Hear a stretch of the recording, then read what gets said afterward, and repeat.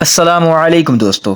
तो कैसे हैं आप लोग। दोस्तों लूना 25 जो इस कदर तेज है कि ये सिर्फ एक शूट में ही 75,000 किलोमीटर का सफर तय कर गया। जी हां, आपने बिल्कुल सही सुना। दोस्तों इस मिशन को 11 अगस्त को लॉन्च किया गया था। 4:40 पर लॉन्च होने वाला ये मिशन बहुत ज्यादा दूर निकल चुका है। 5 दिनों के अंदर ये लूनर ऑर्बिट के अंदर पहुंच जाएगा। इससे आप अंदाजा लगा सकते हैं कि ये मिशन कितना फास्ट है। ना ही इसने जमीन के गिर्द ऑर्बिट किया और ना ही ज्यादा इंतजार करवाया। आखिर इतनी ज्यादा स्पीड इसने कैसे हासिल की। इतनी ज्यादा स्पीड होने के बावजूद लूना 25 अपने रास्ते से भटका क्यों नहीं और ये सीधा चांद के ऑर्बिट में कैसे चला गया।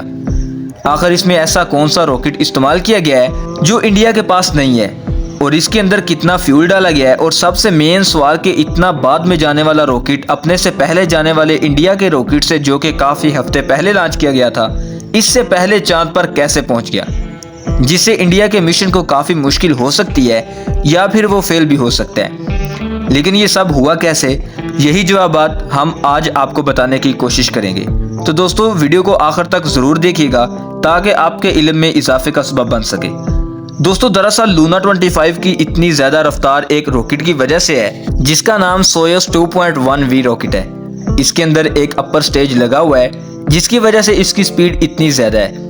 दोस्तों कोई भी रॉकेट जिसमें सैटेलाइट या स्पेसक्राफ्ट को लगाकर भेजा जाता है, इसमें मुख्तलिफ स्टेजेस होती हैं। जमीन की ग्रेविटी से निकलते हुए इसकी स्पीड सबसे ज्यादा होती है।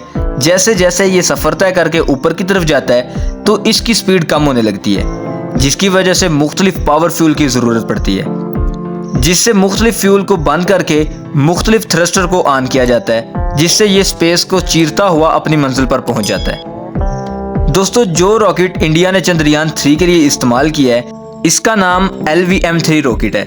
इसके अंदर 3 स्टेजेस हैं, solid fuel stages, liquid fuel stages और क्रायोजेनिक स्टेजेस। लेकिन रशिया का जो लूनर स्पेस क्राफ्ट है जिसको 5 दिनों के अंदर चांद पर भेजा जाएगा, इसकी सिर्फ एक ही वजह है और वो है 4th स्टेजेस। और यही वो सीक्रेट स्टेज है जो इंडिया के पास नहीं है।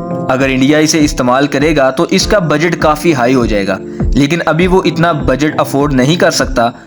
लेकिन रशिया के पास बजट की कोई कमी नहीं है, इसीलिए इसे कोई परवाह नहीं है। दोस्तों इस 4थी स्टेज को फ्रीगेट कहा जाता है। और फ्रीगेट कहते किसे हैं तो मैं आपको बताता हूँ। दोस्तों असल में ये फ्यूल की एक छोटी सी स्टेज है जिसके अंदर एक मुकम्मल अपना इंजन होता है। इसके अंदर अपना डाटा डिटेक्ट करने की भी सलाहियत मौजूद होती है।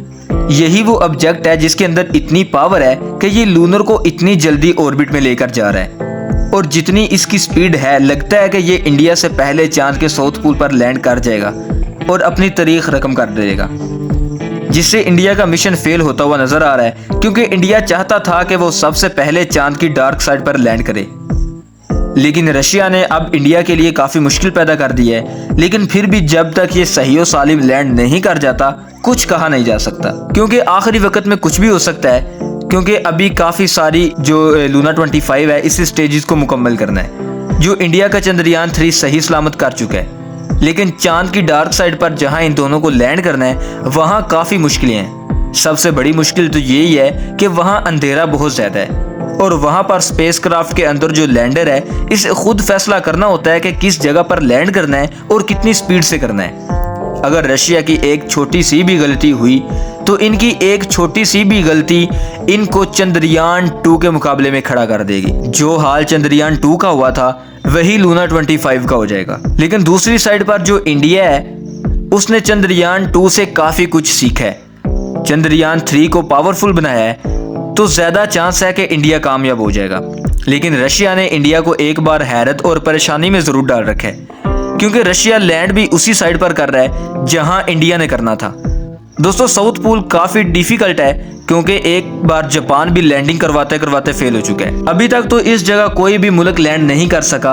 अगर देखा जाए तो रशिया तकरीबन 47 साल बाद चांद पर जा रहा है और इसके पास कोई एक्सपीरियंस भी मौजूद नहीं है। लेकिन दूसरी तरफ इंडिया के पास चंद्रयान 2 का लाइव प्रैक्टिकल एक्सपीरियंस मौजूद है। लेकिन होता क्या है ये तो वक्त ही बताएगा। तो दोस्तों आई होप कि आपको ये वीडियो काफ़ी पसंद आई होगी। और अगर आप इसी तरह की इंटरेस्टिंग वीडियो देखना और सुनना पसंद करते हैं तो चैनल को सब्सक्राइब करें। Thanks for watching this video. अब हम मिलते हैं इसी तरह की न्यू इंटरेस्टिंग वीडियो में। तब तक के लिए अपना बहुत सा ख्याल रखिएगा। अल्लाह हाफिज़।